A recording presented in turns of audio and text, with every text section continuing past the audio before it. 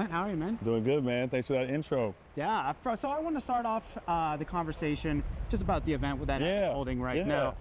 I'll ask again, how cool is it to be able to be part of this and see these kids have an opportunity really that's once in a lifetime? I mean, it's great to work with Abbott, the global health leader, in terms of like nutrition and growing the game in the youth, and giving the opportunities for these kids to go to different cities and be a part of the Abbott Dream Team, right? So there's a great opportunity to, if you play well, that you can go to Spain and train with Real Madrid. And if it doesn't work out, hopefully it's a lesson learned and you're able to take away some important tips about nutrition that can help you kind of take your game to the next level. So I'm all about growing the game and giving people opportunities, and glad to be working with Abbott. Something interesting you said in the scrum was just about giving access to the game for these kids, right? We always talk about pay to play, sometimes struggling to give access to these type of opportunities to the kids here in the States.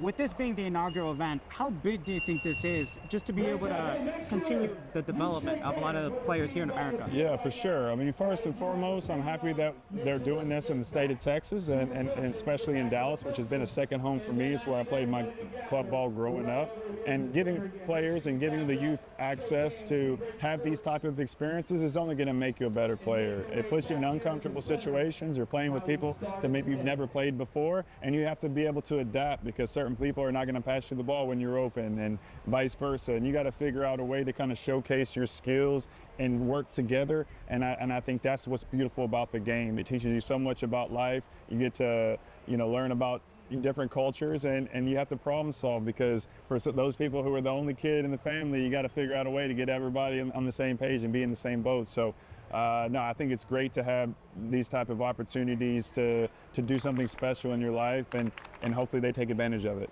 You obviously being no stranger to the Dallas market when it comes to soccer. Obviously we see guys like Weston McKennie, Ricardo Pepi, FC Dallas products.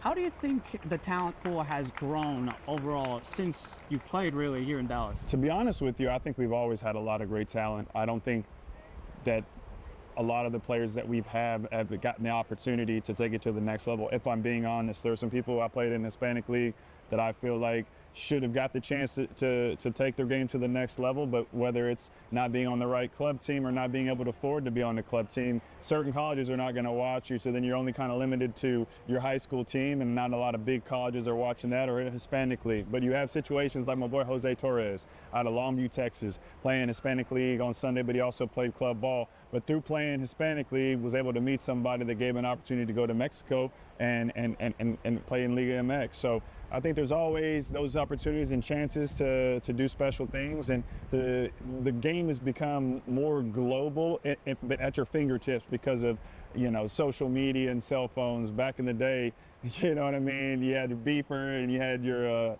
VHS. You didn't have the luxury of being able to watch highlights on YouTube like you do now. Yeah, with that being said, what more do you think can be done to just be able to give more kids an opportunity, maybe not even just for Real Madrid, but other big clubs in Europe? Well, I think it's important that you figure out a way to have former players come back and give back, or want to give back, because you create a certain type of environment where they feel that they're respected to pass that knowledge on. I think you need more brands like Abbott doing things like this that allow players to, do something special. If you're good enough that anybody can make it. And then you can also learn about nutrition. Nutrition is something that's going to help you throughout your whole life, because it's going to make you feel younger, and it's going to make your quality of life be the best that it can throughout your lifetime. So I think stuff like that, and in creating environments, more pickup culture, less pay to play, but it's a balance, right? You have to have it all. I want to ask you some questions about the national team. Obviously, good result last few games. Obviously, maybe not the best opposition, right? What are you expecting out of the Saudi Arabia game, and just about the team overall and heading into the next few games at the Gold Cup? Well, first I'm going to talk about the positive of the last game versus Trinidad. You only can beat the team that's in front of you, and that's what they did. It was good that you had Ajiman get a goal, even though it was a little bit lucky. It was good to see Luna have 2 assists. It was good to see Malik Tillman get his first 2 goals for the national team. It was good to see Brandon Aronson get his first goal in 2 years' time. So it's getting back to scoring. And also Haji Wright, he was able to get on the score sheet. It's going to be interesting to see how Haji Wright and Ajiman have that battle throughout Gold Cup, who's going to be the number 9, and Aronson, how he's going to kind of get back into the lineup. I'm sure he's kind of going to feel a little bit slighted playing in Europe and coming back and not getting the start in that first game, but don't sleep on Saudi Arabia. Look at the last World Cup against Argentina in the group stage. They were able to cause an upset, so I wouldn't take them lightly, but that's the exciting thing about, soccer. Anything can happen in these games, but U.S. need to go out and get the job done in Austin.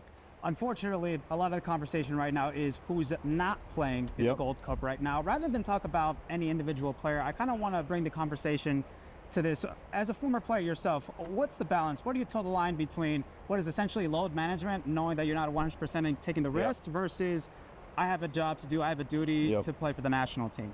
I mean, I think everybody's situation is different and what they're going through, whether it's mentally or physically. But for me, as a kid growing up, I always wanted to represent my country. And that was something I took a lot of pride in.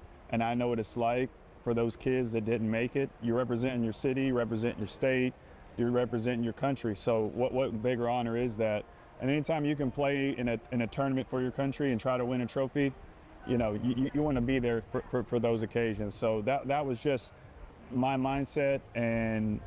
But saying that, I don't know what everybody's kind of going through. So you got to do what's best for you. But I do feel with that situation, there's a way that they could have had those conversations and everybody been aligned in terms of the messaging that was coming out, that there wouldn't have been this back and forth and drama kind of on the outside. But that's past, like what we said, the situation is what it is. Now we're focusing on the players who are on the pitch in Gold Cup and who are going to be these new faces that are going to break into the roster for the World Cup 2026. Absolutely. And it may not be the conversations that you'd want to hear 1 year out of the World Cup. With that being said, 1 year does make a big difference. How optimistic are you that we are going to be able to turn it around as a nation in time for the World Cup and have a team and players who are in form? 1 year does make a big difference, like you said. I remember my situation before the 2006 World Cup. I was kind of a fringe player in 2005. I went to January camp in 2006, was able to be one of the last additions that kind of got into the team.